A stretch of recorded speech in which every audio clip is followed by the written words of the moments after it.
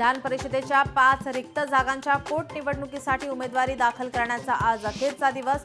भाजपा आणि शिवसेनेचे उमेदवार जाहीर, राष्ट्रवादीचे उमेदवार कोण असणार याची उत्सुकता।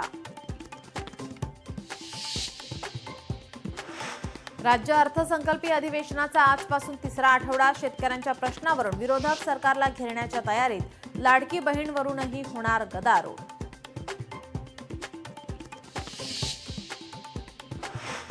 राज्य मंत्रिमंडळाची आज दुपारी 3 वाजता विधिमंडळात बैठक। छत्रपती शिवाजी महाराज जयंतीनिमित्त काही विशेष निर्णय होणार का याकडे लक्ष।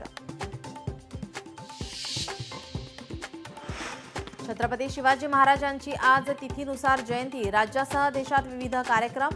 ठाकरेंच्या शिवसेनेकडून मुंबईत विविध ठिकाणी कार्यक्रमांचं आयोजन।